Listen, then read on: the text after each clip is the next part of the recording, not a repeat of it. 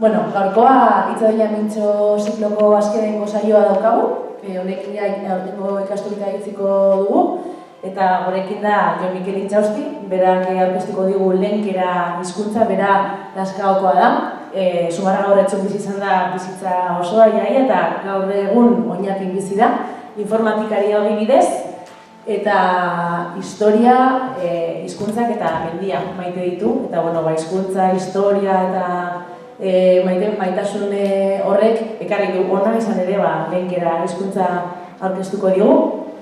Eskerrik asko, etortzearen.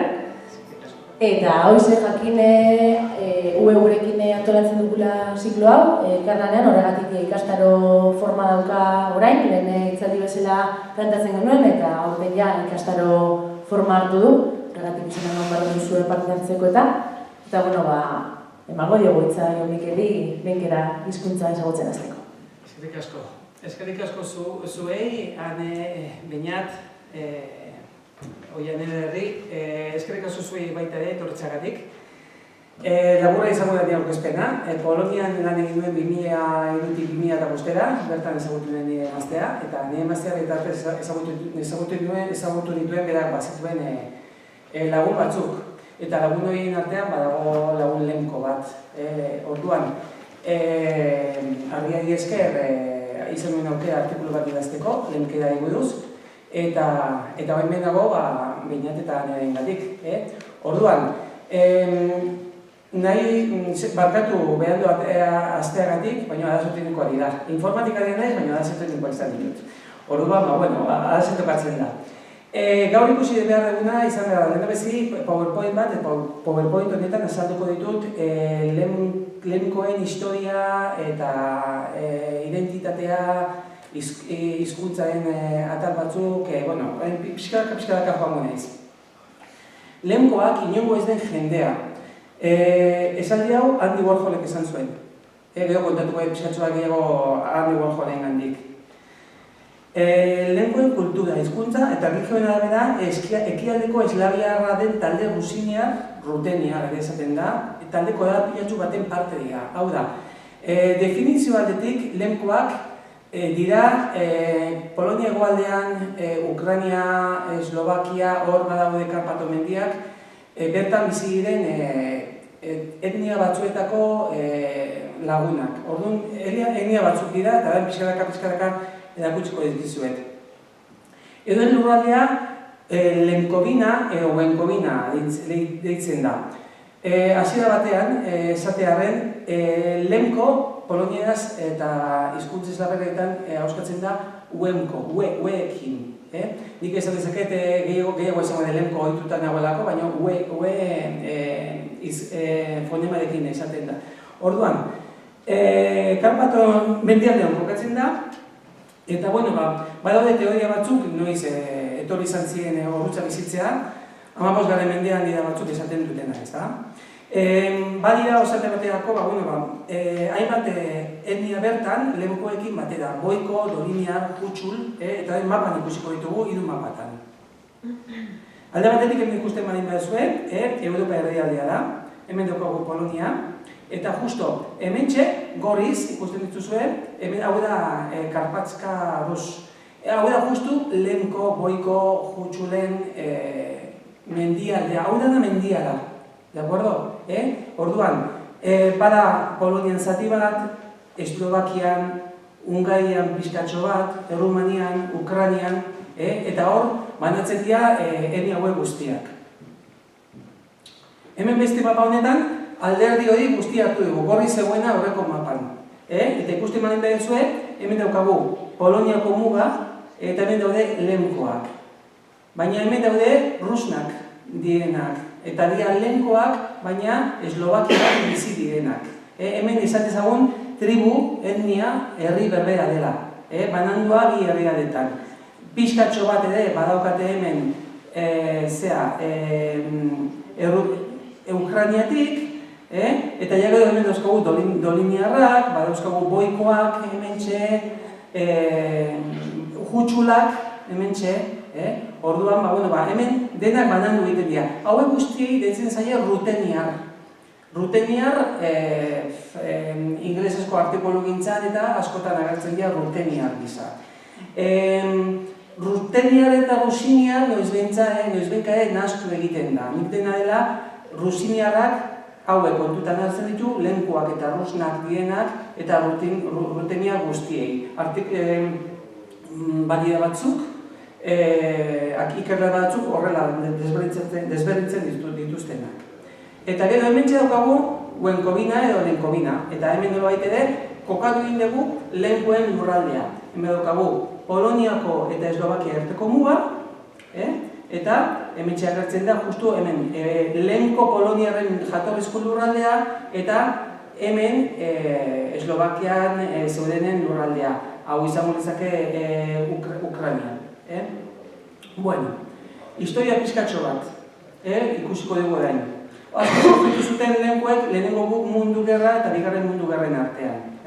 Orduan, asko sufritu zuten eta lehenengo mundu gerran Talerhofeko kontzentrazio esparruan bertako inteligentzia akabatu nahi izan zuten. Ortodoxo bihurtu ziren gara haietan, ze bazien uniatuak, hau da greko-katolikoak, eta bigarren mundu gerraren inguruan ejerzito sovietarrak 80.000 lehenko deportatu zituen Soviet batasuneko lurraldetara. Horren kontuatu da izago errepikatu da geroago. Berez, lehendabizke deportazioa ja etorri zitzaien bigarren mundu gerran bukaeraldean sovietarrek bertan zeuden lehenko eta goikok 80.000 lagun inguru Soviet batasunaren pean zegoen Ukrainiara deportatu zituztela. Eta Poloniak bihurtu zituzten lehenengo mundu gerra amaitzean. Komantxa Errepublika baita ere garai haietan sortu izan zuten. Eta Errepublika hau lehenkoek lortu izan zuten, nahi izan zutelako nolabait ere nahi izan zuten euren lurraldea garatu eta demostratu munduari kapazatziela herri libre bat izateko. Kontua da, Poloniak azkenean ez zien utzi eta akordeatu zen beren saiakera. Lehenkoek dena dela, ezagunak egiten baldin badira dira justo akzea bisuarekin. Akzea bisua edo bistula operazioa da lehenkoek sufritu zuten deportazio operazioa 1947an, bigarren mundu gerra bukatu eta gero. Badira ikerlariek, esaten dute izan zirela 80.000 lehenko, 140.000 lehenko, zebaki desberdina da. Kontua da, 1947ko apirilaren 28an, gizon hau, Karol Zgierszewski, segara batean upak hil egin zuen. Upa zan, Ukrainiako talde militar matxinoa. Orduan, hauek zeuden Poloniaren kontra, eta hau akabatu zuten. Eta honen aitzakipean, hala da, bistula operazioa zabaldu zuten. 20.000 militar eta poliziak bidali zituzten oraindik zeuden lehenkoen herrietara eta danak deportatu zituzten. Zergatik? Aitzakia izan zen lehenkoek UPA, Ukrainiako armada matxinatua, talde honi ematen ziotelako laguntza eta sostengua. Baina demostratuta dago gezurra izan zela, zen eta 20.000 militar mugitzeko 12 orduko denboran, zen gizona hau hil zuten UPAk eta 12 ordu geroago hasi zen operazio hau, bistula operazioa deportatzeko ez da posible. Eta demostratuta dago hala egin zutela. Eta zer egin zuten? Hemen bizi ziren horiz markatutako lurraldetan bizi ziren lehenko eta goikok eta baita ere zeuden ukrainiarrak, kontua da, eraman zituztela justo berreskuratutako lurraldetara. Poloniak bigarren mundu gerran mugak aldatu zituen. Hau, bigarren mundu gerra aurretik Polonia zen eta alde hau Alemania zen. Orduan, mugak mugitu egin ziren eta hemen hori ekarri zituzten lehenkoak deportatuta. Hemen dauzkago argazki batzuk, azken finean nola egin zuten biztula operazioa.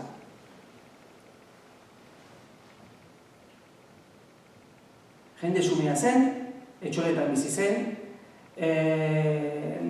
nekazaritzatik eta abeltzaritzatik bizi zen, ez zokaten askorik, justo bizi ziren, baino eduin, eta gertatu zena. Hartu eta bagoietan eta orain ikusiko dugun moduan deportatu egin zituzten.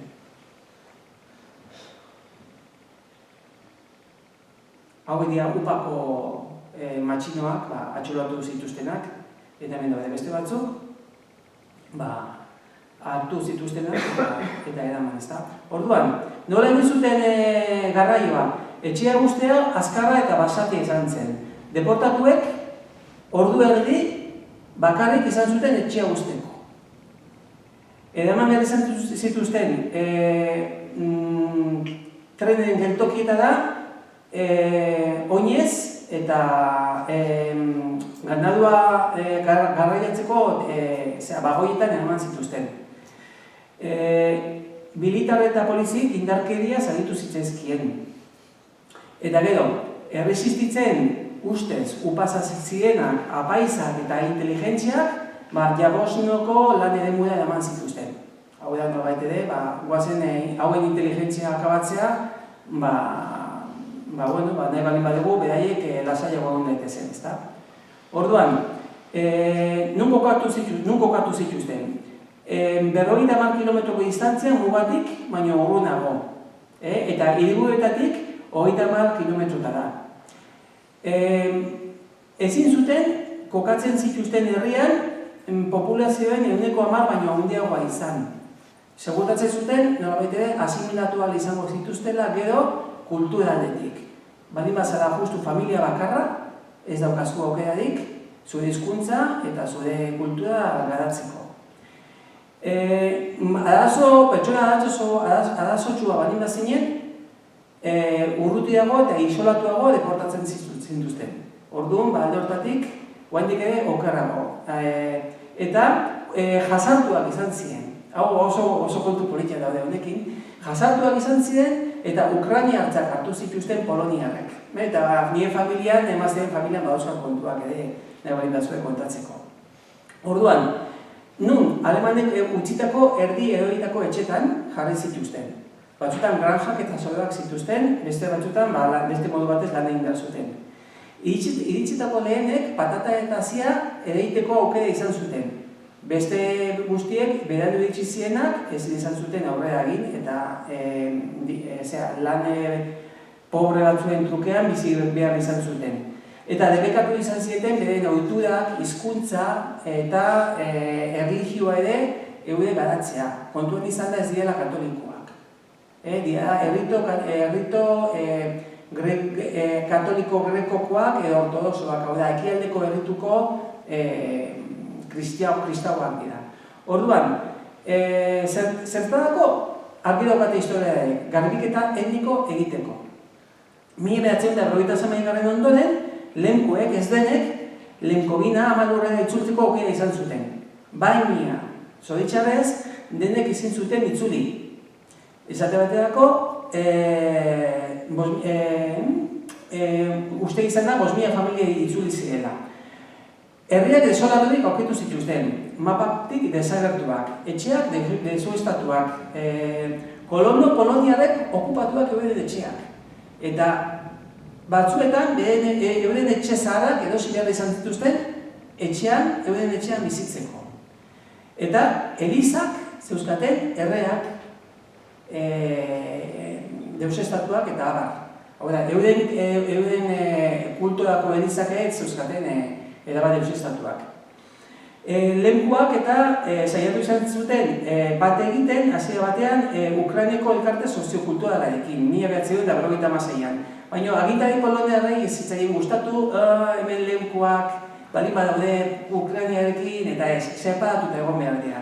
Orduan, kriston problemak eban zien agintari komunistek, eban zizkieten, eta azkenean lehenkuek atzea egin zuten harreman horrekin. Eta, 20. mendean zehar,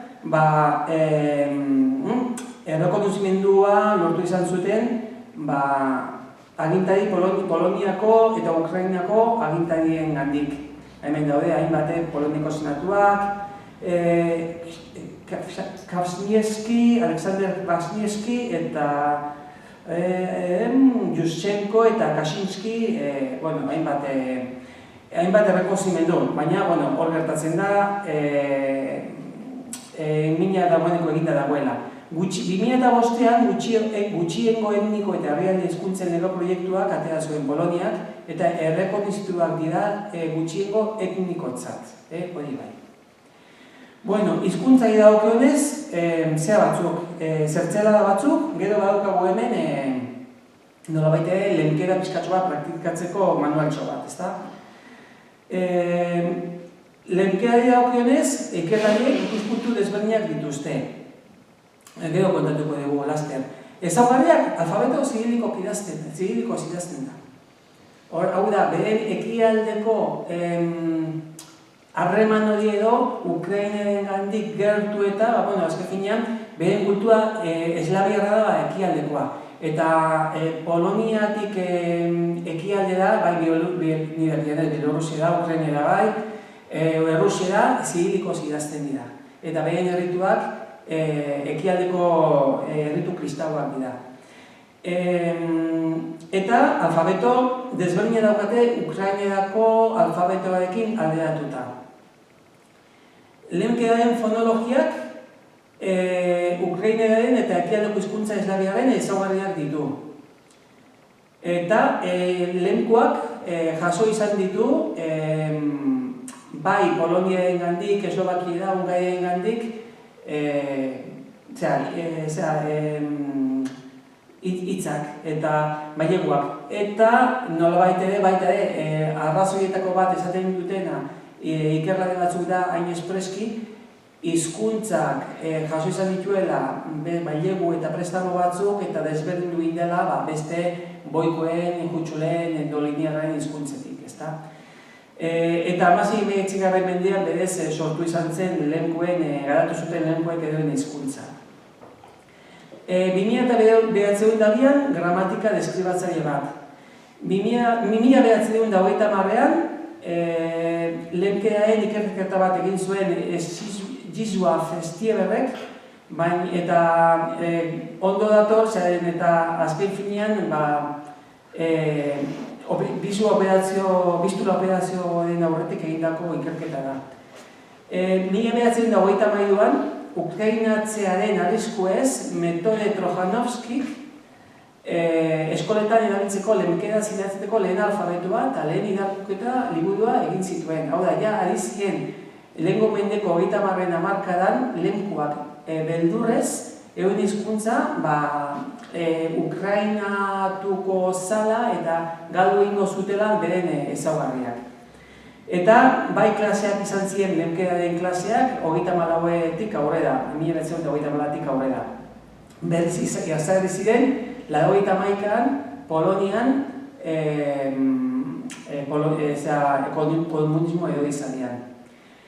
1927 arte lehenko egienak ere bakarrak ziren. 82an gramatika garaikide bat idatzi zen. Hiztegia 83an. Estatu Batuetan lehen kopia dago eta Karpato-Rusien Societyk sortua dute, 2014an. Aldizkariak ere egin zituzten, irratia badaude, YouTube kanal bat ere bai dago, eta lehenkera eta rusinera. Rusinera eta lehenkera hizkuntza berbera dira. Bakarrik ere, nolabait ere, dialekto desberdinak dira. Hirugarren mapa kokatu dizuet, hor dauden nolabait ere, hor zeuden gehiago hobeto esan da, biztanle guztiak lekuak zirelako. Zen gero deportatu zituzten eta hor gutxi batzuk bizi dira gaur egun, gutxiago batzuk. Kongresuak egin izan dituzte, eta kongresuekin gertatu da alako gauza bat. Adostu zuten nahi zutela lemkera bat, rusinera batua egin, gu daukagun euskara batua. Baina, beraiek ez zeukaten nolabait ere ez ziren ados jarri, eta lehendabizi adostu zuten izan zen koine bat. Hau da, Suitzako erromantxe herriaren bidea hartu. Nik dauzkat, lau lemkera dialekto, egingo dudana izango da dialekto bat bakoitzeako egin estandar bat, eta gero da, erabakiko dugu, horietako zen izan daitekeen estandarra guztiontzako. Nolabait ere, Polonian eta Eslovakian eta lortu izan dute lemkera estandar bat egitea, bakoitzak bere esparruako, baina ez gertatzen da, beste herrialde batzuetan ez dute lortu hori egitea, eta bide herrian geratu dira. Eta gero azalduko ditudan gauza batzuen gandik, nolabait ere, gorra pausok eman dituzte, baina beraiek bai beharko lukete estandar bat, baina zailtasuna daude. Batasunik ez dago, hirugarren kongresua egin zen 2007an, gero da egin da beste bat. Eta 2014an edatu zen erromanizazio, transliterazio arauak zeintzuk ziren. Hau da, nik lemkera, zirilikoz idazten dut, nola idatzi beharko nuken latinoz, nola baitere, gure alfabetoan idazteko. Hori 2014an egin zuten, atzo bertan. Esateko eta orduan, nolabait ere beraiek nahiko motel dabiltza. Hizkuntza da dialekto. Badira hiru enfoke. Batzuk dira, Janus Rigerrek esaten zuen ukrainieraren dialekto bat zela. Paul Robert Magotsi esaten zuen rusineren dialekto badela. Hau da, nolabait ere, rusinierra, baina lekuak dira justu, Polonian bizi diren horiek, eta jomiakek esaten du ordea, lenkera Poloniakoa beraiena dela justu hizkuntza propio bat. Ni igual ez dakik erdikoarekin edatuko nintzateke. Erlijioa. Erlijio aldetik, lenkoak ekialdeko errituei lotuak dira. 16. mende arte ortodoxoak ziren. Gero, uniato bihurtu ziren, hau da. Uniatoak dira greko-katolikoak. Zer eta, bi mundu dira, ekialdeko errituetan oinarritzen dira biak, baina batzuk daude, ortodoxoak bere pope edo bere aita santuaren azpian, eta greko-katolikoa daude eta erromako eta santuaren azpian. Naiz eta eurak izan, euden errito bereziak. Halako gudutze berezia dauzkate, hau da lehenkoen gudutzea, hiru adar dauzkena, hau dira lehenkoen gudutzeak. Eta gero, hirugarren hizkuntza esatekotan, katolikoak. Batzuk egin dira katolikoak, bai Polonian katolikoan sartu eta gero, nolabait ere batzuk gutxi batzuk, katolikoak bihurtu ziren. Gauza berezia daukate, eta honek ekarriko luke beste baterako, baina antzinako eliza eslaviera darabilte. Greko-katolikok eta ortodoxoek badaukate hizkuntza berezi bat erabiltzen dutena elizako errituetarako. Berrogeita hamaseitik aurrera, lehenkoak itzuli izan ziren etxera esateko bezala. Baina, eta lehenko eta ukrainiarrak, lehenko bina itzuli zitezen, baimena eman ondoren, eliza greko-katoliko ruteniarrak berpiste prozesua bizi izan zuen. Hala ere, beti egon izan zen, beti eliza katolikoen azpian eta erabaki asko egoten ziren beraien menpe. Berrogeita zazpitik, berrogeita hamazazpira, eliza bizantiar katolikoa ilegala izan zen, eta beraien ondasunak Eliza Katolikoa eman zitzaizkion.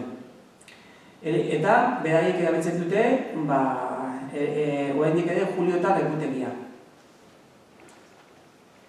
Hemen ere, diapositiba honetan, labur, hau oso tristea da, baina dinamitaz egin zizkieten Elizak. Lehenkoak itzuli ziren esateako lehenkobina da, 56 garren ondoren, batzuk hemen ere esateako eskara egin zuten hemen Raizke San Padazkebako Eliza, eskatu zuten erabiltzea eudek euden errituetarako eta hartu zuten batzuk eta dinamitatu egin zuten beraiei nolabait ere bizitza zaila egitearen. Eta ondarea edo galdu izan dela argi eta garbi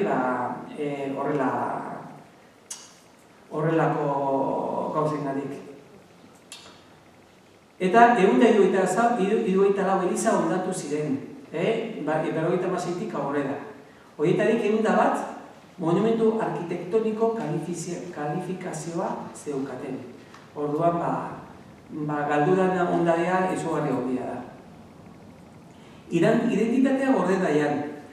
89tik aurrera, ekialdeko Europan komunismoen kolapsoak espazio politiko handiago eman ziren. Edo izan komunismoak, eta nolabait ere lehenkoak hasi ziren nolabait ere, askatasun handiago izanez. Eta, zeukaten esate bateako, fijatu zaitezten, lehenkoek oso lotuta zeuden bere lurrari. Eta, etxean, belaunaldiz pasaten zioten elkarri. Eza, seme zaharrenari edo alaba dire bai. Orduan, beti, bi izain zuzkaten lehenkoek. Bata zen abizena, herri txikitan gertatzen bezala, eta bestea, etxeko izena. Orduan, nahiz eta senarra eskondu alabarekin eta alaba izan etxekoa, senarra hartzen zuen bere eskontuzko etxearen izena. Hau da, nolabait ere oso lotuta zeuden beren lurraldearekin. Imaginatzen zuen zenolako kaltea izan zen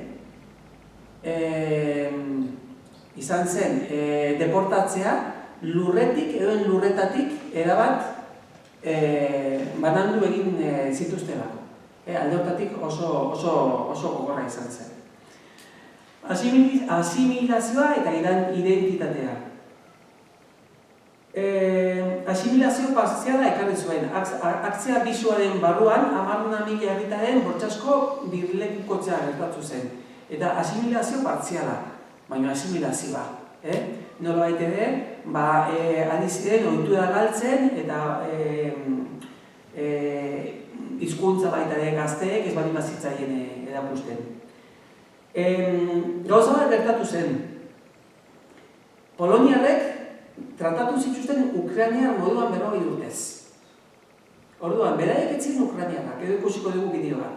Beraiek ez ziren Ukrainiarrak. Orduan, horrela izan da, beraiek beren burua hartu zuten, oraindik ere indarra handiago izateko gure kultura eta gure identitatea garatu egin behar dugu. Nolabait ere kontrako mugimendu batek ekartzen duena gertatu zen harrekin. Ez zituzten tratatu lehenko bezala, orduan tratatu zituzten urrera bezala, beraiek hartu zuten eta garatu zuten bere identitatea askoz gehiago. Hauek dira, urretxun kasualitate bat izan zen, kasualitatea handia, ni ari nintzen honekin lanean artikuloa idazteko ardian, eta lehengo urteko urte terdiko urretxuko jaietan ikusi nion programa eta bazegoen hemen Eslovakiako dantza talde bat etorri behar dela. Emazte eta biok esan guazen ikustea, total, eslabiarrak dira eta guazen ikustea, total. Ikusten ditugu beraiek, kartel batekin jartzen dula Polska eta errusieraz, komila artean, Polska.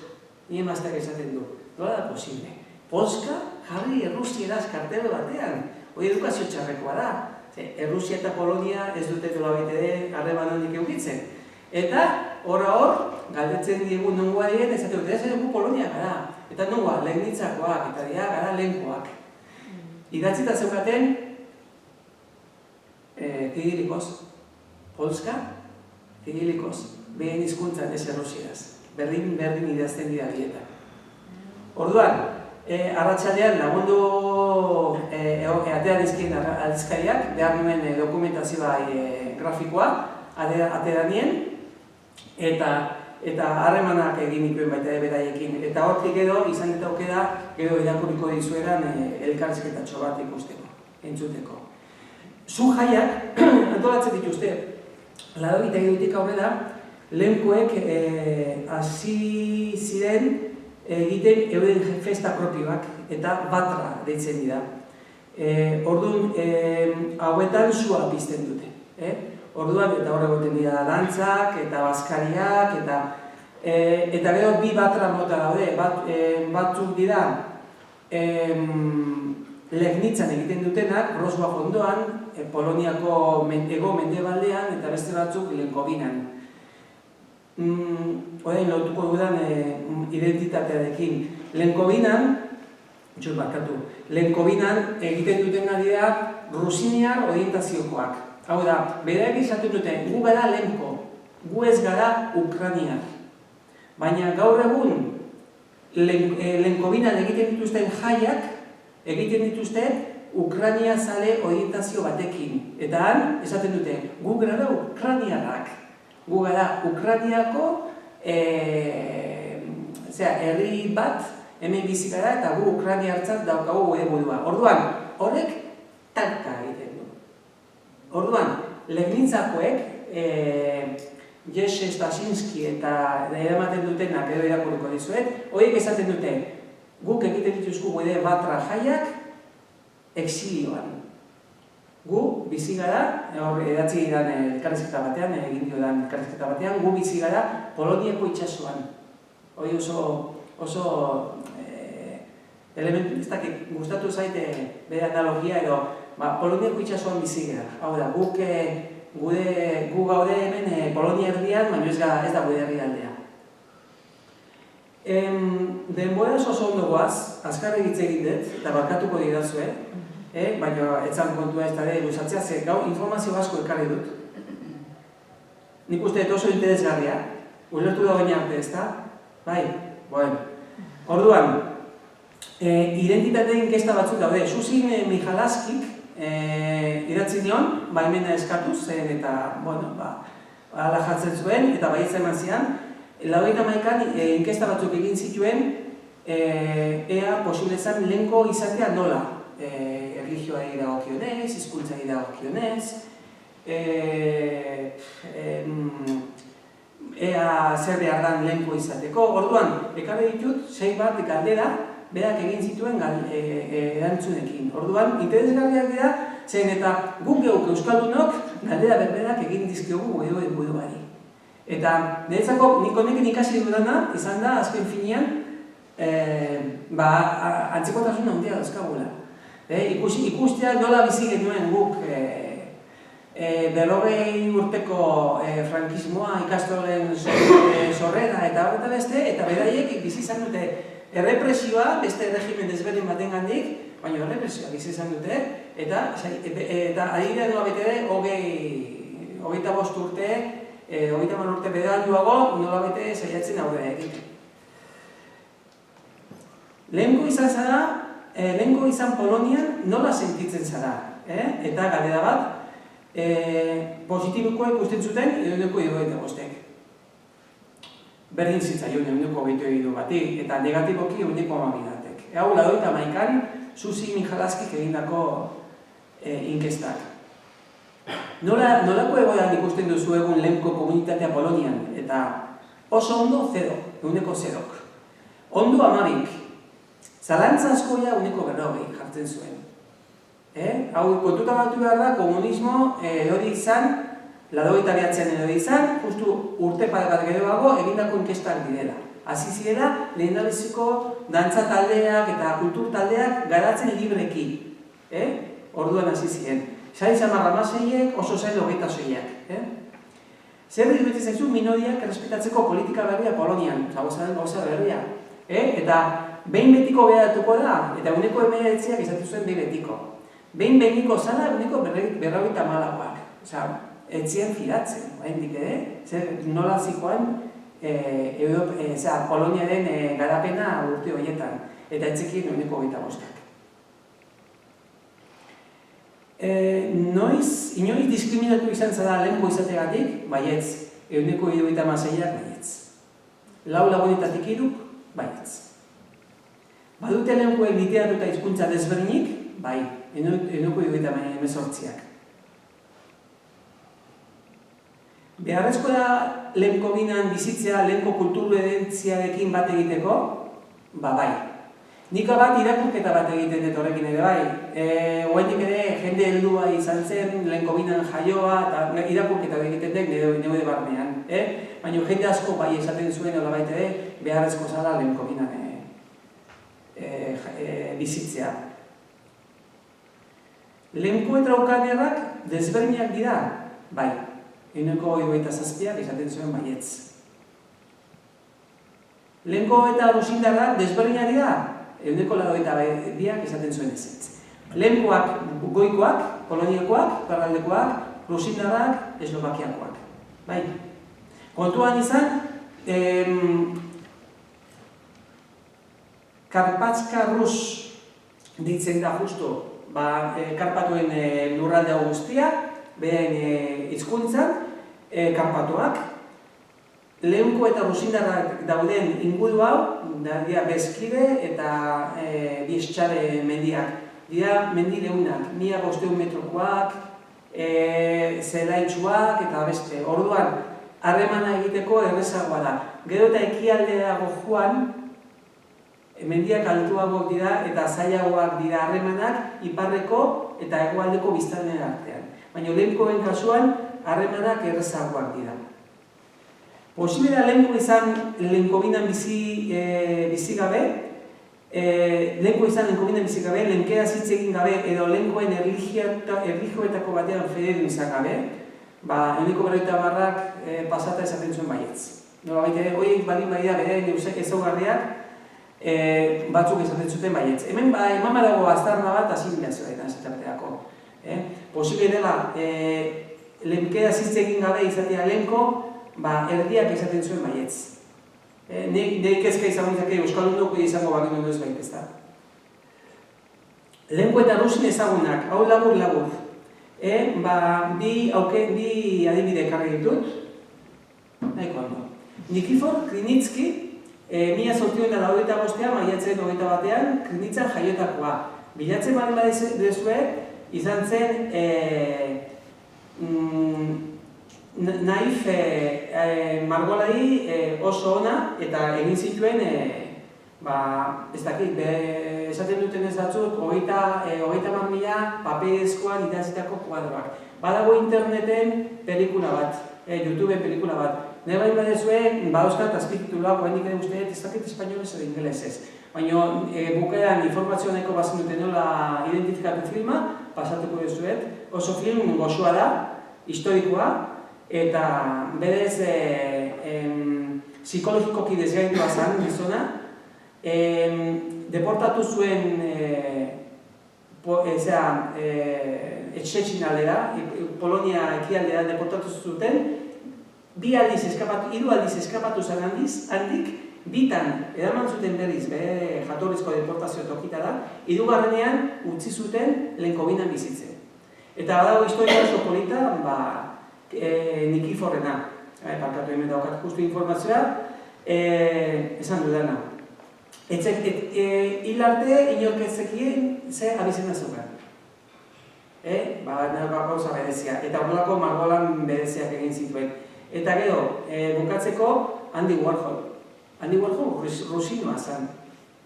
Andy Warhol Eslovakiako rusinoa zen, Eslovakiatik bere guazoak joan ziren, 10 hemen daukat nemaiten, 10 aita joan zen. Gero han jaio zen 3 seme alaba, eta berak egiten zuen rusinieraz, edo lemkeraz, egiten zuen bere amarekin. Zer, aita lehenago izitzaien, eta beti bere amarekin oso harreman iztua izan zuen. Eta hori bai, etxerako erabiltzen omen zuen, bakarrik etxerako erabiltzen zuen rusiniera. Eta baita ere, Jerzy Stasinski gertatu zitzaion moduan, gertatu zitzaion, ez zuela, kolpatu egin zuten, edo mespretxatu egin zuten kalean, Europarra, eslaviarra izateagatik, etzan ez da, iztuna ingelesez txikitan, eskolan ikasi zuen, eta horrelako bizietetan bizi izan zituen. Konstiente zen, azken finean, bera zela lemko, edo rusiniar, eta bere hizkuntza, nondik zetorren. Eta lan honek daukan izena, The People from Nowhere, hortik dator, berak asmatu zuen, inundik ez datorren, inongo ez den jendea. Nolabait, hainbeste sufritu zuten bere gurasoek eta bere familiak garai latza haietan, berak emandako informazioa eta The People from Nowhere, inongo ez den jendea izena eman zion. Orduan, honekin bukatzen da, nik egin manen nuen aurkezpena, luzea izan da eta barkatuko didazue. Baina nik uste dut bai azaltzen dela, zein dan,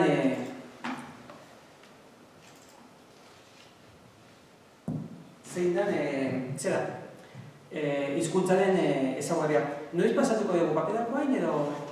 Ikastaro berko? Bai, oaintxe berko. Ikusiko dugu esaldi batzuk nola dien lemkeraz? Bai.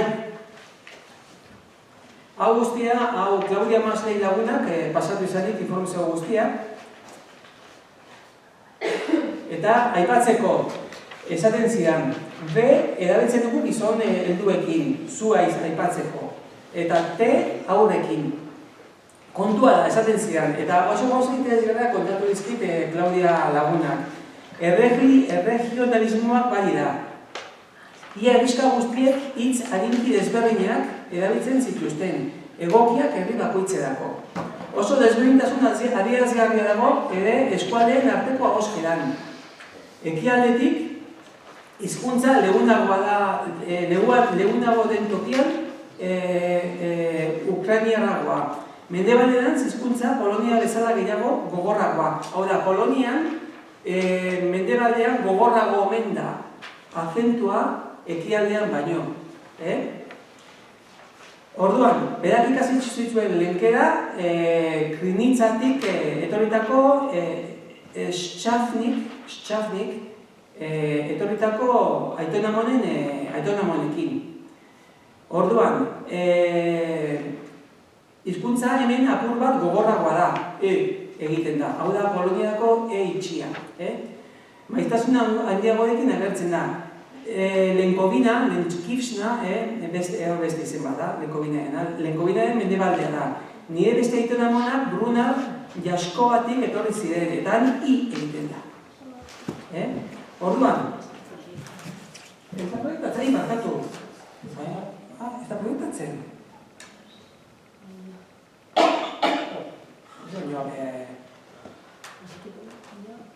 Bestela, badaukezue papera guztiok? Bueno, bai dago, papera dago. Gaur misterioa. Gaur, ez dakit, badakizu lehenkeraz, izango nizakeen, idatzita dago, idatzita dago, euskeraz, poloniedaz nola ahoskatuko litzateken, zazke finean, nire zago egite zitzaidan, gertu zatzunetik, nola ahoskatuko duken poloniedaz transkribatpena, eta nola idazten dan, zera.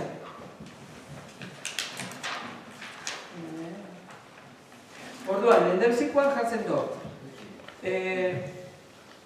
Txebe Juarite, edo Gadate po Levinski, Lenkivski, Levinski jarreta dauka bera hauek.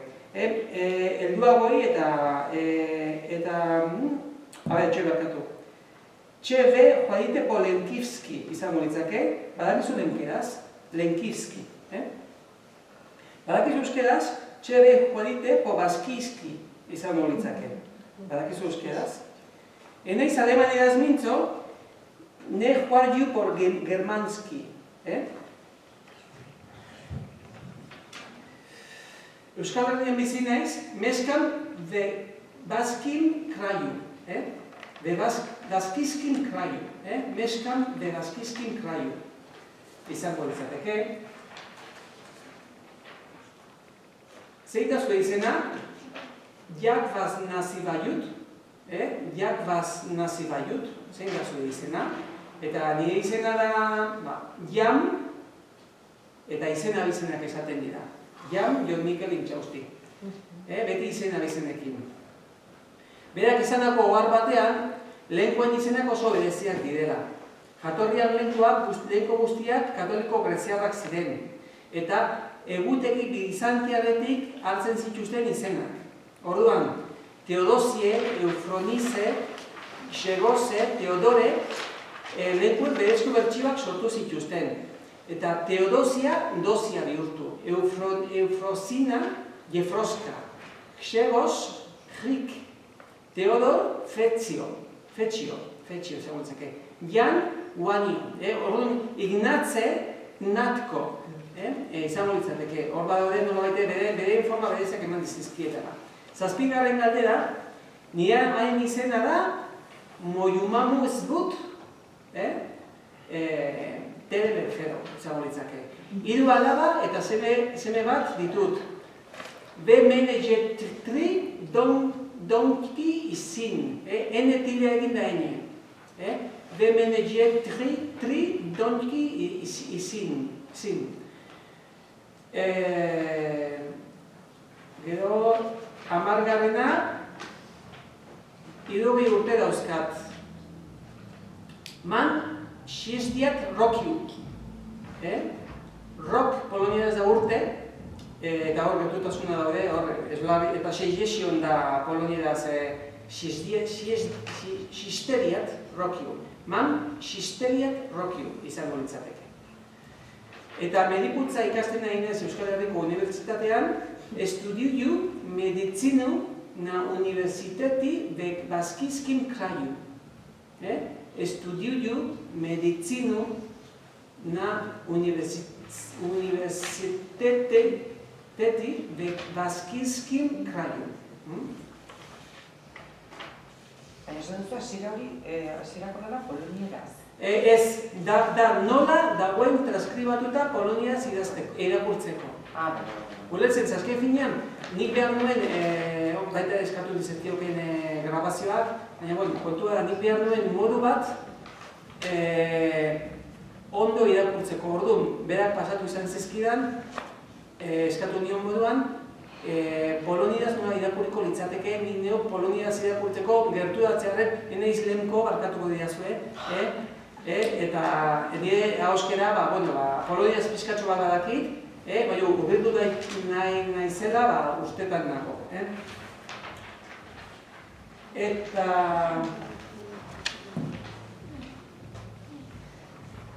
Gero gauze interesgarria esan zidan Klaudiak, eta da, lehenkoen kontutan hartu, lehenko guztiak sakabanatu zituzten, familiak banandu, gelanak banandu, herriak banandu, herri desberdinetan. Orduan, herri bakoitzak zeuzkan berezitasunak, bakarrik familia batean zeuzkan herri batean. Orduan, zer gertatzen da?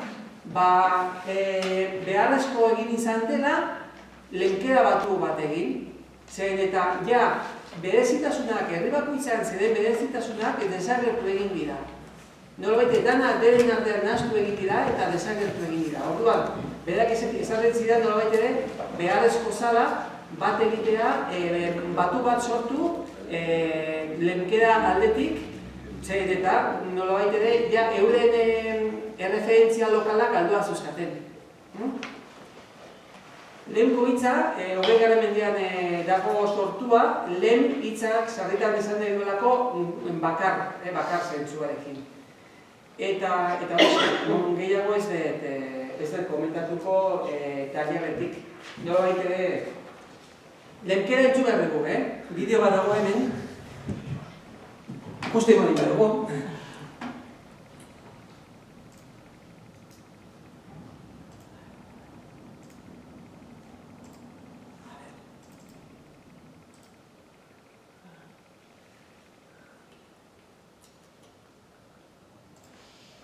Azpitituluekin izan ditugu arazoak.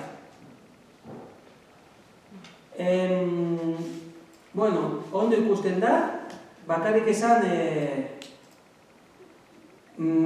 badago azkar juten dira azpitituluak hasieran. 13 minutu irauten du bideoak, ez gehiago, de acuerdo? Ez da luzea. Eta da, justo, lagun poloniar batek egindako bideo amateur bat. Interneten zintzilikatuta da, azpitituluak Polonia zituen, hartu dituen azpitituluak, emazteak eta lagundu didate zalantzak dituenean, eta itzulia da euskara. Ados, orduan, agertzen da, zaharrek nola bizi izan dute Bigarren Mundu Gerra eta bistula operazioa. Oso dokumentu polita da eta gogorra aldi berean.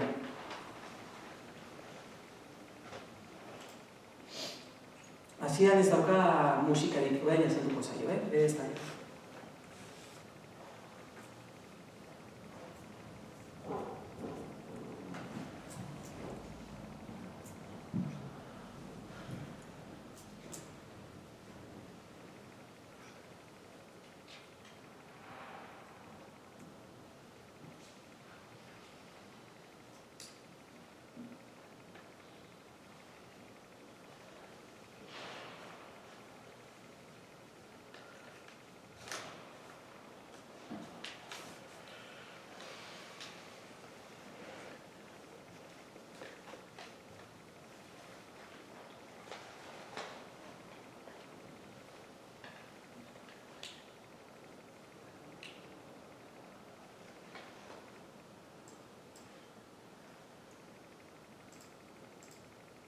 Ez dauka zuiudik,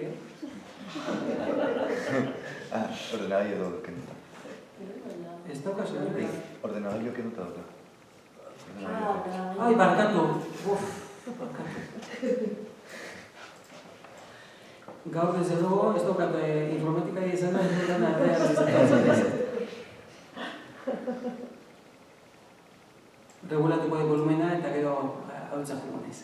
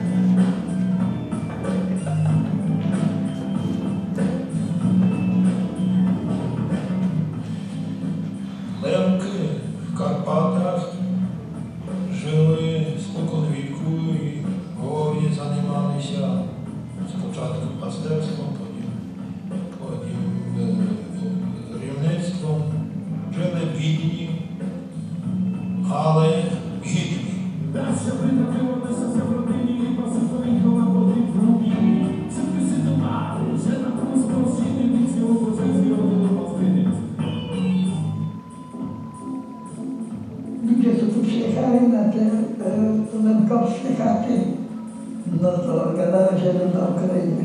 Jak może jakaś Ukraina, to Ukraina na wschodzie, tam kiedyś tam na przemysłem Ukrainy. A tu była Koszczyna. Ale skoro będą tu sekundę roczy, więc na te chwili powiem Bera Boska.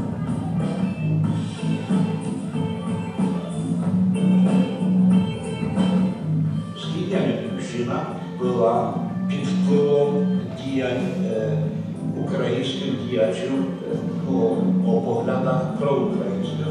А już od powiatu krośnieńskiego w Jasieńskiej Nowej Sącz w Korwieci była orientacja bardziej rusińska.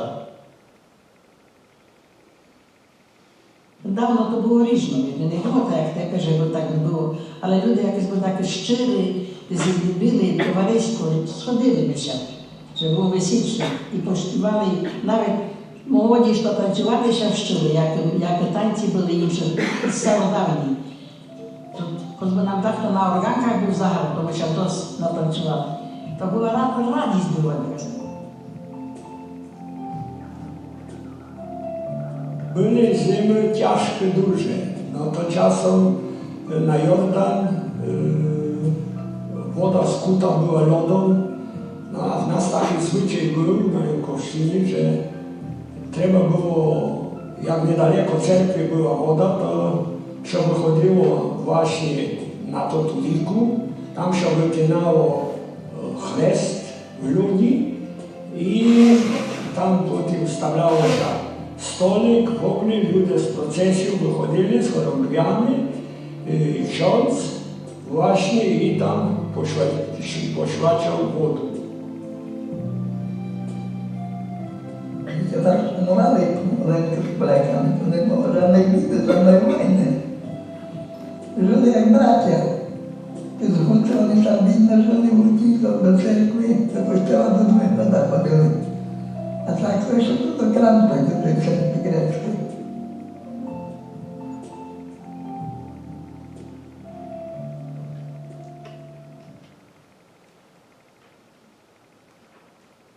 Był prąd, pierwsza linia w Polianach, druga w Krampie.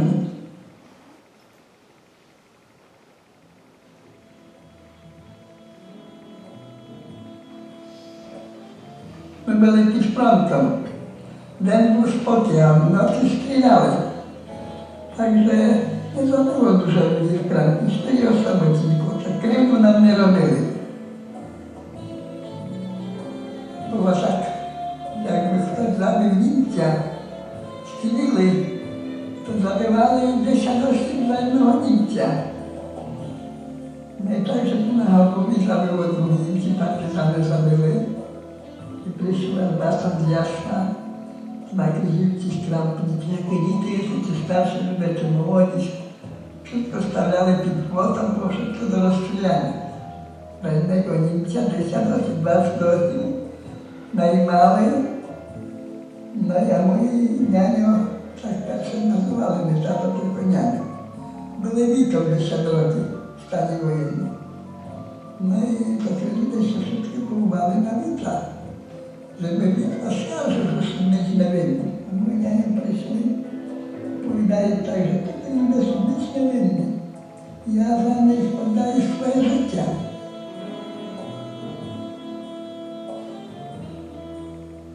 Olenki byli громадянами Polski.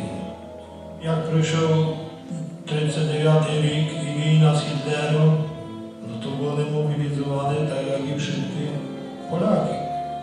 Dostali się do rosyjskiej, radzieckiej niewoli, ich polskiej armii. Anders same żeńczyny byli i nasi zlęki szczeni chłopcy byli świadkami. Przynajmniej ja znam 2 nazwiska. Jeden zginął pod Monte Cassino, Kołdra Mikołaj, a drugi przeżył, to był Istryko Pawola Giwan. Bolonili zletni polscy, a ona nie все nas boloniła. Wystarczyło pójść, że widział UPA obok to ziemi. Aresztowali i Piotr. Wzięli i też byli, gdzie masz zbroję, gdzie UPA. A nie UPA nie mieli zbroję, nie mogli sobie. A zbroję do diabła było po lisach, po potokach i tak dalej. No i potem jak nas wezli, stukli do Jasła, na UB, to byli nas straszni. To nie mnie, ale wszystkich tak potrzebowali, nawet Polaka, taki piątek był z Jasna, stąd do Sołu. A w Jaśni potem na stacji nawieszali na nas karabiny, amunicję i ludzi z Polsku nastawili, że zimali banderowcy w Liści. A to żaden nie był banderowiec, nie byli ludzie, prawda? Ale nas i ludzie na nas pluli prosto, że to banderyjski. No, taka była droga, taka powiedziała.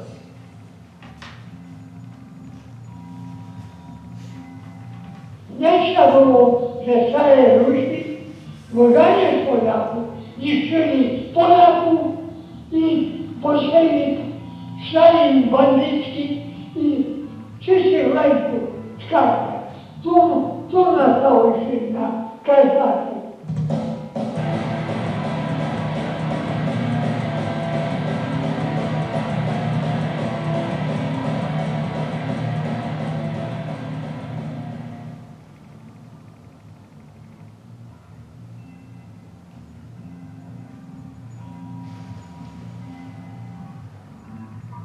Całego dnia i całego miesiąca w wybieg, to było w deszczu, nie? No i zapukało wojsko i mówi zapił odynę majstra i to wojsko i szło i już stojało dwóch wojaków po uchu, że nigdy nie chodzili, żeby nie chce do lisa, nie? No i to jest tak, bo to było, no taka sprawa była, że ludzie pekli chleb i trzeba było i chatę pod lufami stoją, rozumiecie, a chleb został w piecu.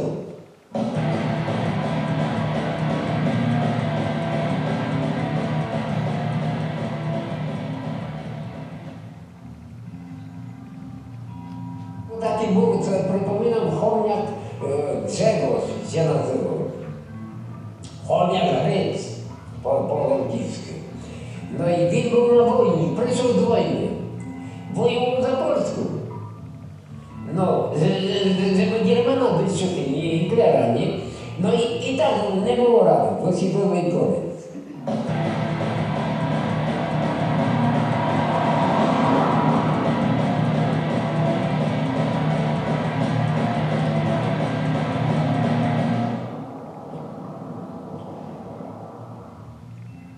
Jak przyszedł Paszek, to nie tak, że mnie pół godziny, bił mnie całą noc.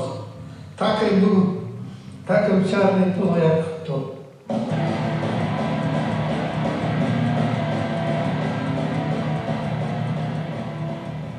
Na samochód, na UB do Krosna i do piwnicy tam, do Sutery. A tak kolana woda, do wody. Sam i szło. Ja сейчас słucham tam, ja myślę, że jakieś filmy pełno na pożarcie mam, takie już koniec. Ale by przyszło tam, to już Rzeszławek to jest. A to był Sorpianka, trochę na kopalni pracował, też go zabili. Mówi, zašto tam byli, zašto nas tak byli.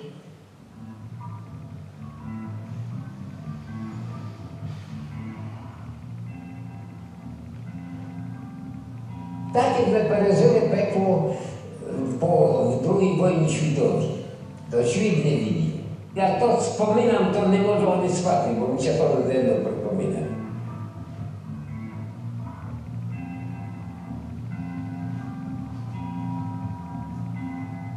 Stare chłopy na zachodzie się spotykali, to ubolewali strasznie, jak zrobili Ukraińcami po wojnie. Teraz byli na Ukrainie, każdy Ukrainie. Ale ja nie jestem Ukraińcem, ja jestem Rusinem, Rusakiem.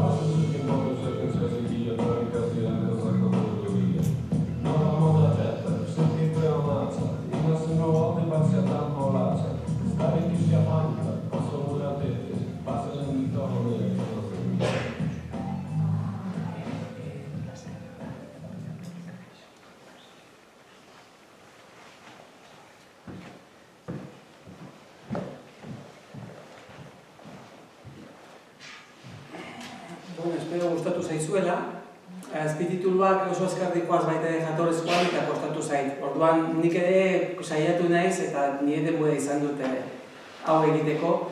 Baina, bueno, Piotr Txisovicek egindako lana da. Azken finean, aitortu behar da bakoitzari berea, ezta? Orain ikarri behar dizuet, ikusi dezuenela urretxun etorri ziren lehenkoak dantzatzera. Eta, bueno, kontua da, argian idatzi nuen artikuluan idatzi eta gero, idatzi nion tarjeta bat neukan Jesse Stasinski jartzen zuena, eta talde ekarri zuen laguna beste lagun bat zen. Eta nin uste duen hasiera batean bera zela. Baina, taldearen jatorria ikertzean, kontuatu nintzen, Jesse Stasinskik 52 urte zituela. Nire urteak. Osa, harrek uda gazteagoa zen. Orduan esan nuen, nor da? Eta, Kitxera, dantza taldearen sortzailea. Eta, gaur ekarri getenen, artikulu hau topatu nuen sarean. Ikaragarria. Hemen esaten duena ikaragarria da. The Dance of a Child, Jesse Stasinski, Kitxera and the Police Lemkos. Hemen azaltzen duen zuzen, nola izan zen Kitxera dantza taldearen sorrera. Eta hemen azaltzen da nola Jesse Stasinski nire urteak ditu, 10 urte zituenean nola jo egiten zituzten bere ikaskidek. Zergatik, lehenkoa da. Jo dezagun. Orduan, hori guztiak piztu zizion berari identitatearen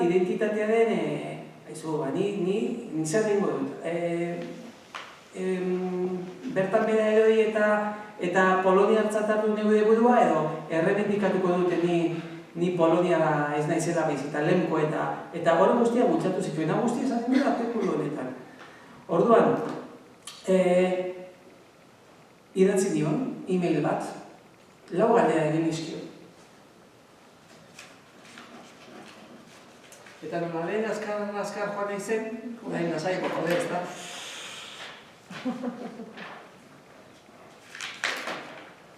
Ordu, 4 galdera egin dizkio. Zalantzarekin erantzungo ote zidan, esan duen, segurazki paso egingo dut nitaz, eta ez ditez erantzungo. Egun pare bat egerago, neuzkan, ikusten dizu, 6 zutabe, guztiz idatziak. Eta galderak ziren. Bueno, lehenabizi, kontatuko du zer norden Jesse Stasinski, lehenko koreografoa da. 27an jaioa. Txikian klasean eraso eta jazarpen etnikoa bizi izan zuen lehenko izateagatik. Argazki bat daukat hemen, bautabako ekarri ditu nuntza. Ikusten bali bada. Nik ikusten dut, Koloren kontua da gaur. Bueno, kontua da, lehenko koreografoa da. Historian graduatu zen Wrocławeko Unibertsitatean eta etnomusikologia ikasi zuen gero Drohobitxeko Unibertsitatean, Ukraina. Gaztetan bedeniako dantzarik ezekiela eta dantzak ikastari ekin zion. Kontuatu zen lehenkoen dantzak galtzen ari zirela eta bizirik ziren helduei galdetu ziren. Denen informazioarekin denbora luzez lan eginez lehenko dantza asko berreskuratzea lortu zuen. Hau da, Juan Antonio Gurbeltzen biografia ikusten mali badegu, berak frankismo garaian gauza bera egin zuen. Bera da, gaur egun, gaur ikasten nahi gara norzu dien lehenkoak, eta lehenkoen artean da oso persona ezaguna, eta egin duena da lan ikaragarria. Zer, eta bakarrik Aiton Amonek zekizkiten dantzak. 30 urte pasata gero, edo 40 urte pasata gero, bakarrik zaharrenek zekiten, eta ezin zuten dantzatu, artikuluan esaten du, ezin zutela dantzatu inon, etxeetan ezin da, dantza ez dagoelako tokirik. Kantatu daiteke, baina dantzatu ez. Orduan, dantzari galdu ziren, eta helduei galdetu, ze pausuak egiten ziren, noiz egin alako garrasia, eta koreografiak osatu zituen. Eta berriz erakusi zaharrenei, eta zaharrenek esaten zuten, hau horrela da, eta birfintzen joan zen. Aitortzen du ere bai, artikuluetan, egia dela bere dantzak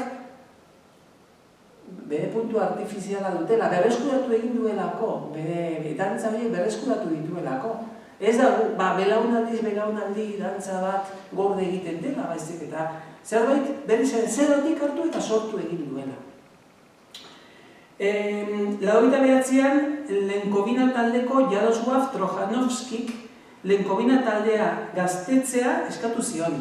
Lenkovina taldea garai hartan zen, Lenkovinan zegoen dantza talde bat.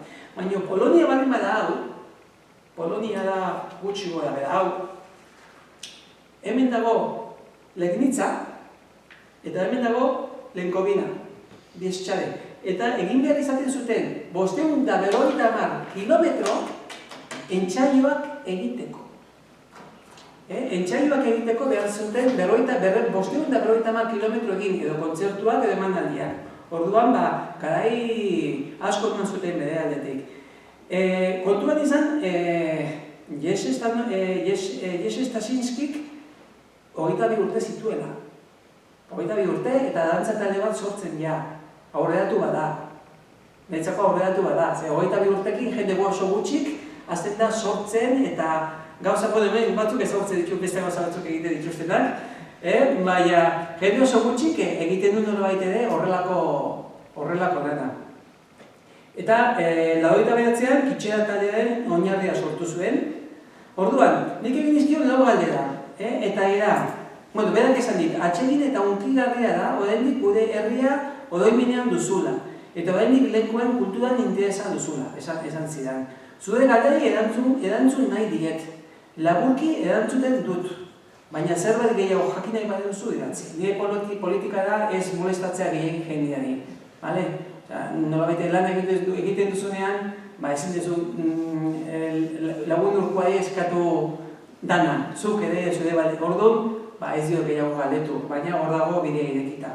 Zein zen, 1989an komunismoa amaitu zenean eta ondorengo lehen urtetan Kitxera sortu zenean, bizi zen gido soziala. Hau da, galetu nion zein zen, bere dantza taldea sortu zuenean, orduan zegoen gido soziala. Orduan,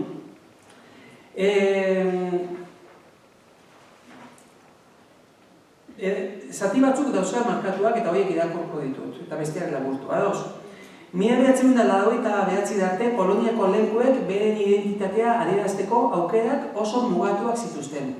Ez ziren gutxiengo etniko desberdin baten gisa ezagutaraziak.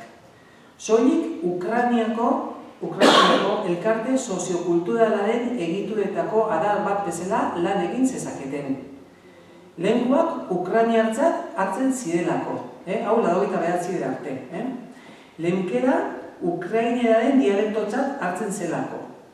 Egoera honetan, lenguen ia pentsamendu independente eta jarduera forma bakarra folklore taldeak ziren. Orduan, Polonia osoko gazteria talde honetakoa zen, Lenkovina taldetakoa. Lenkovina lehen esan dugu, Lenkovina Polonia ego ekialdean zegoen taldea. Bere jatorrien, bere Euskal Herrian komilartean, Karpatska zen. Orduan, Polonia osoko gazteria talde honetakoa zen dantzan, eta bere kideek entxeguetara eta kontzertuetan parte hartzeko 500 kilometroko bidaiak ere egin behar izan zituzten. Ni ere talde honen kidea izan nintzen, hainbat urtetan zehar. Orduan, baita ere esaten du nolabait ere, orduan hasi ziela, batrak osatzen, ikusten zuen nola sua egiten zuten eta, batrak egiten, orduan hasi zirela. Baina, urteen poderioz, batra jatorrizko Lenkovinan dauden batrek egiten ari direla beste orientazio bateko kideak. Eta bain, batra hartako orientazioak dira Ukraina zaleak. Eta berak sortu zituen orduan, Legnitzan exilioan egiten diren batrak. Exilioan, zuzenean esaten du, batras in exile.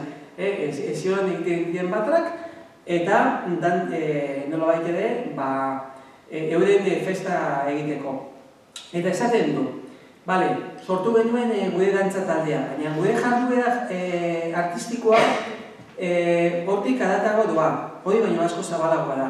Erakusketak, konferentzia zientifikoak antolatzen ditugu, gazte trukeko nazioarteko proiektuetan parte hartzen dugu, zelai ikerketak egiten ditugu, liburuak argitaratzen ditugu, eta gainera behar bada lenguaren kulturaren gainean, Polonian eta agian mundu osoan den liburutegirik handiena dugu. Daukate oso biblioteka handia lenkeraz idatzia. Legnitzan, exilioan dauden lenguek egindako ekarpen handia. Hau da ez da inolako konparaketarik egin gabe, baina dantza talde txiki bat, bere dantzak eta nolabait ere bere badijoa adatago. Ez du bere burua eta bere herrialdea asimilatua izan nahi, eta nahi du nolabait ere lortu behar diren tresna guztiak asimilazio hori ebitatzeko. Nazioarteko jaialdia ere antolatzen dugu, urtero mundu osotik datozen taldeak gombinatzen ditugu.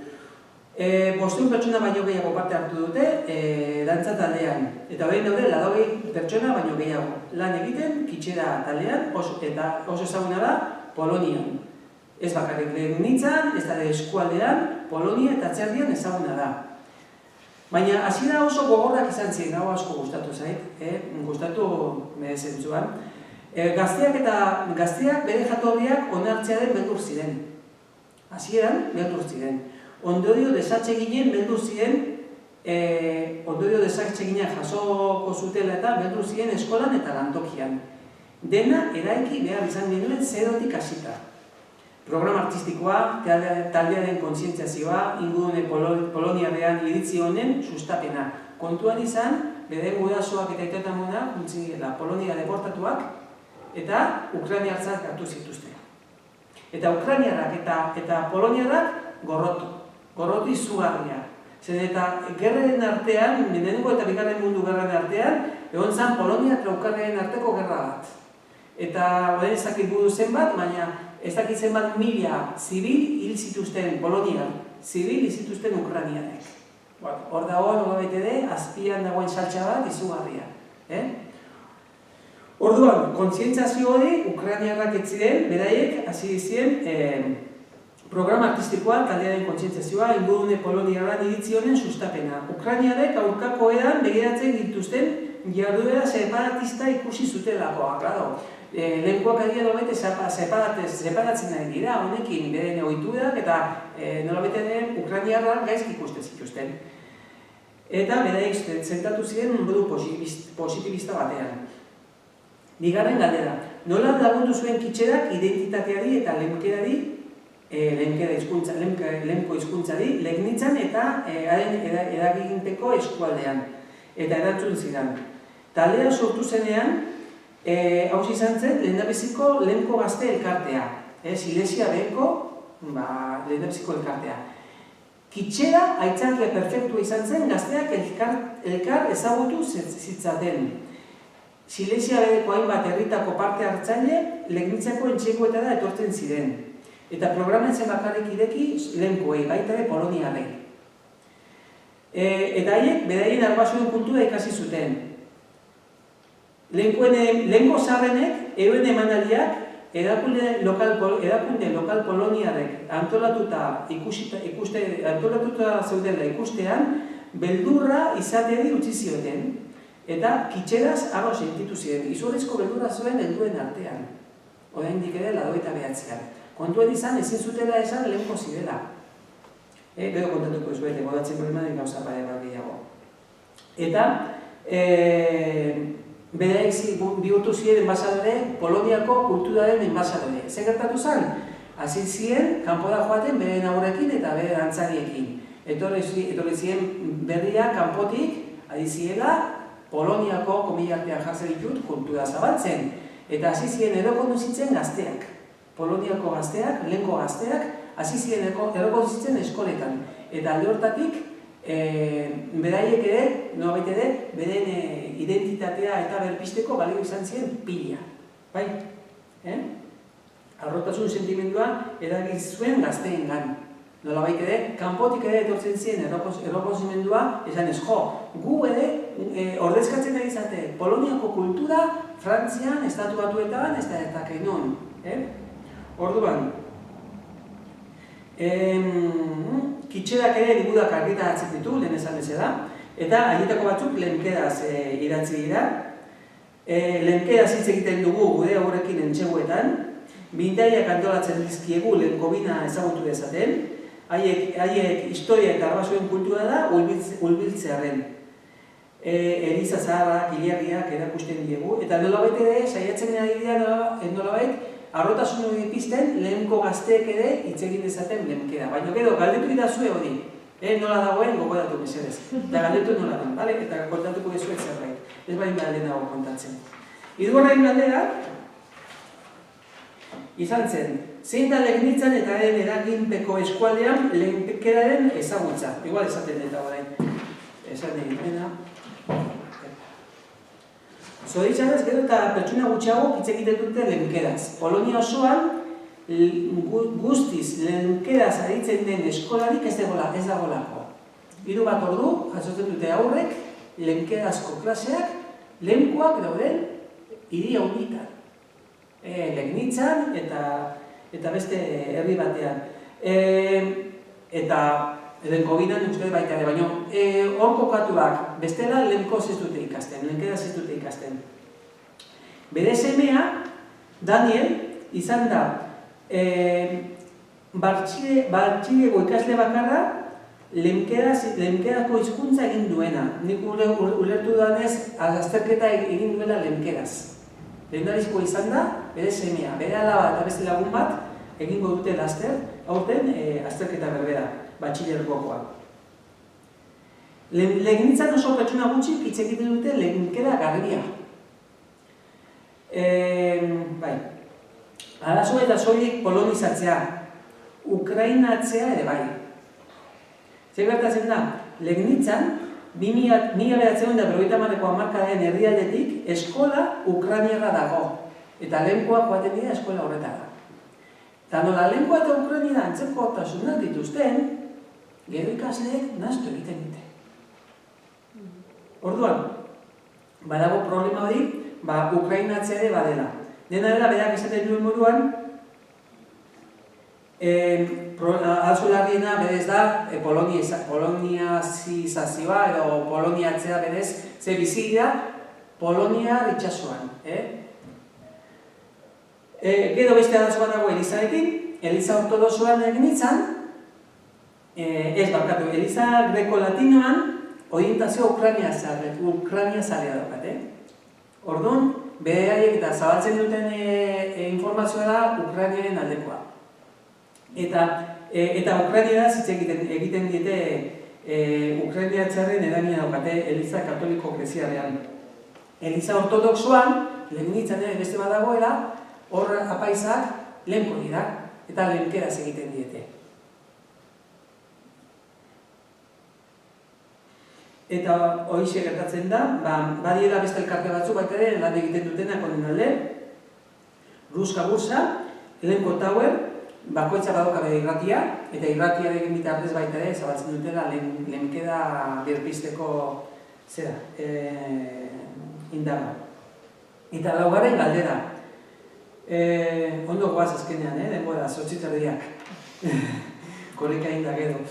Zeintu dira gaur egun Legnitzako lehenko populazioak aurre egin behar dien erronka eta zailtasun handiak. Kulturako, zientziako eta heziketako gure berezko erakunde profesionalak izango bagenitu gure identitatea mantentzea guretzat asko errazagoa izango litzateke. Zoritxarrez ez dugu inon horrelako erakunderik Polonian. Hau arazo handia da, zen eta dena voluntarioki egin behar delako. Halako erakundeak asimilazio prozesua geldotu lezake. Berak idatzi zidan nik galdetu gabe asimilazio hitza. Klaudiak, nire emaztearen lagunak, idatzi zidan berak nik eskatu gabe asimilazio hitza. Bere bate barruan. Zaskotan ez da aipatzen, eta badago. Baina honetan bai espreski aipatu dutela. Tamalez alferriz, arazoa zertan datza, gazteen hiri handietara joaten direla. Non oraindik bizkorrago asimilatzen diren. Eta burua etorri zitzaidan, Zuberoako egoera, non ez dago apenas industriarik eta gazteak joaten diren kanpora eta Frantziar itsasoan galtzen diren, ezta? Eta asimilatu. Gure komunitatea zahartzen ari da, ez da oraintsu halako fenomenoa ikusten ari garen. Gero eta gehiago dira, 3 seme-alaba edo gehiago mundua ekartzen erabakitzen ari diren lehenko gurasoak. Zoritxarrez, iragarpena ez da baikorra. Gure lurralde etnikotik kanpo bizi gara. Hau oso gogorra dut ezait. Atzerrian, itsaso Poloniarrean bizi gara. Gure identitatea mantentzen dugu zale amorratu talde txikiari esker. Esango nuke eroak ere badirela. Osasunaren eta familiaren bizkar lan egiten ari bai dira. Eta bere adibide eman zidan, 52 urte dituela, orain dela 7 urte emaztea zitzaiola, eta 5 seme-alaberekin geratu zela. Eta berak daukela bere lana, eta bere ari dela lanean dantza taldea eta inguruan dauden guztia aurrera eramatearen eta nekatua dela. Nekatua dagoela, zen eta saiatzen ari da, jende gazteago berria etorri dadin bere tokia hartzen. Baina berak esaten du. Saiatzen naiz, nire ezaguerak eta erantzukizunak gazteei transmititzen. Horietako hainbat pertsona baditut. Baina urte asko eramaten du ezaguera hau barneratzea arren. Eraginkorrean funtziona dezatela, konponbide sistemikoak behar dira. Berezko kultura, ikerketako eta heziketa zentroen gizakoak. Eta zoritxarrez ez du ematen hau gertatuko denik. Ez du ematen erakundeak izango dituztenik, ez du ematen berak eskatzen duena. Erakunde propioak izatea, asimilazio prozesua gelditzea arren. Eta, zoritxarrez ez dago aukera hori.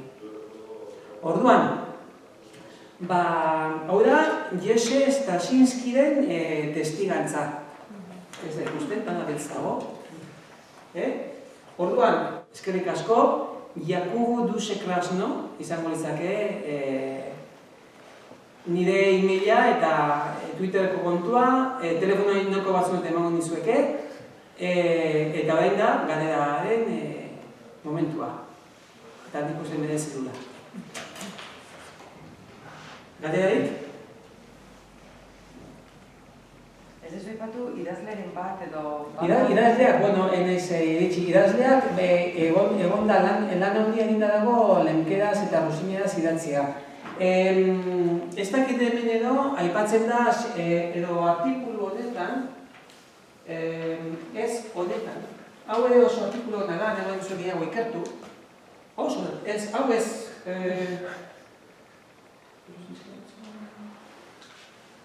Bai. Hau da, justu, Robert Magoschik, Kanadan, estatu batuetan, Kanadan, Toronton, biziren ikerlariak, berak idatzi duen artikulua, orain dela 2 urte. Eta bertan agertzen da, zein dan gaur egungo lemkeraren eta rusineren egoera. Bai, eta aipatzen du, nola ze dialektuak diren, nola egonkortu diren dialektu horiek, literatura, aipatzen du, xedun bat, gudoz esaten nahi nahi zorain, xedun bat liburu idatzi diela azkeneko, ez dakit, 30 urtetan edo gudoz esaten nahi, xedun bat, bai gudoan daukat, xedun zirela aleak, eta idazleak bat direla. Principito, printze txikia, idatzi zuten lehenkuek lemkedara orain dela urte gutxi. Bai irakurri dudanez, lemkedara idatzi zela dialekto batean non etzen guztoko beste batzuen dialekto bat izateagatik. Eta hor ere izan dira nolabait ere aizke hau izan gustatzen nola dagoen idatzita. Desberdintasuna dauzkate ahoskaran, orduan idatzi behar da modu batean edo bestean eta ez dago termino mediorik. Eta hori da justu, ez dutela lortu momentuz batua bat, lemkeda, rusinera batu bat lortzea. Badago literatura. Ez dela denborarik izan. Eta saiatu naiz, dena dela, artikulu pila, informazio pila daukat jasoa, eta prest nago konpartitzeko zuekin. Besteren bat?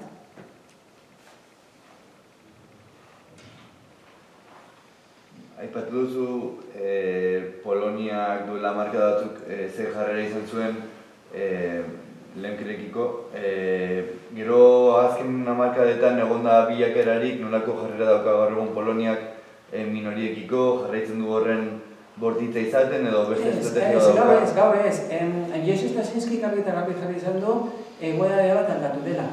Kontatuko dizuet, zeintzan, hau da familiko kontua. Nire emaztea txikia zen, eta justu urte bereak ditu Klaudiarekin, eta Penguf zen herri txikia, prosua fondokoa, eta bizi ziren.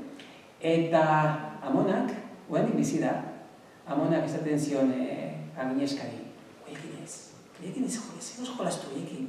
Ze oiek Ukrainiara dira, Euskalo ez, oiekin ez jolastu. Nolabait ere, eta berak egin zuen, hartuta jolastu berekin, eta lagun minari da, eta jarraitzen dugu mantentzen harremana. Kontua da, orduan zegoen gidori. Gero, belaunaldi berriek, gaur egun, modu desberdin batez ikusten dute. Baina, zarzarrenek, 88 urte dauzka emazteen amonak, eta seguru ez du aldatu. Baina, hori beste kontua da. Esan ere, abia puntua hartuta, egon datozen aurla, egoera hobea, baino. Esan ere, 3 orduz lenkeraz, hizkuntzaren transmisioa bermatu Astu zait. Bertan zegoen eskerrik asko. 3 ordu lenkeraz, baina berak espreski esaten du, ez dela nahikoa, eta Klaudiak idatzi dit. Parrokian, izango da ortodoxoa, lehen izan daukoagatik, lehen izan behintzat, parrokian, parafia, da polonieraz, parrokia itzulidet, parrokia. Bertan, jaso zintuztela klaseen ondoren, lemkerazko klaseak, aurrek. Eta modurik eraginkorrena lemkera irakasteko, da, lehenko zitzekitea, lemkeraz zitzekitea etxean. Baina, Klaudiaren argazkideatean honean, oen dela urte, 14ean, 5 egin behar du, 14ean izan ditzen bertan, esan zian ez, beraiek aurrak, Polonia zitzekitu dute berien artean etxean. Orduan, eta beraz unuta dago Polonia batekin eta brosua bizi da. Orduan, zen nahi dut, itxaso Poloniaren herrian dago, bere kasuan, eta zail ikusten du, ala eta guzti zidea jarraitzen du, lehenkeraz egiten. Eta ikasizu da, Klaudia dauzka, 40 bat, gaur egun. Bere gurasoek, 75 urte, bai. Jaio ziren, biztu da operazioa baino ondoren. Berak ikasi zuen aituen amonekin. Kusi zuen. Eta ez dio galdetu, ez dakit zen nolako maila daukate bere ama, aita lezitzaion. Gogoratzen naiz buruan daukat, gero herrien arteko elkartasuna dela eta behin emazteak esan zidala, bai bere aitak Euskaldunan miresten zituela. Hor ikusten den horrelako lanak egitean kontuatzen zehazen horrelako analogiak eta dauzkagu minorizatutako kulturen artean. Ikaragarria da. Eta hor, hori gertatu da, bai, gehiago. Beste bat? Ego eta garbiden bat. Ez dakit zer berrutzi dudan.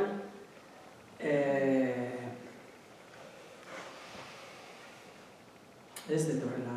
Nire asmoa zen, eta lortu dut, nahiz eta denbora galduta hasieran eta halako aurkezpena bat egin. Bai aurkeztea zein zen historia, identitatean daukaten ikuspuntua, nola ikusten duten zaharrenek bizitako historia, bideoekin, Jesse Stasinskik eta asko lagundu dit, gero gaur egungo beraien egiten egien lanarekin. Eta ez dut esaten, Juan Antonio Urbeltzen parean jartzen dudala. Tristena da, rusiniarrak pertsonai herri ez ezaguna diela, herri asimilatua, ezagutzen duzugun, edo gutxi ezagutzen duen herrialde batean bizi diela, edo herrialde batzuetan, sakabanatuak, eta ez zaiela ematen behar bezalako garrantziarik hemen Europan. Eta horrek ere ez die laguntzen, baina, bueno, horra dira lanean eta hau da beraien erronka. Hausnarketa honekin emango dugu amaiera. Bai. Itzaldiari, txalo bat emango dugu.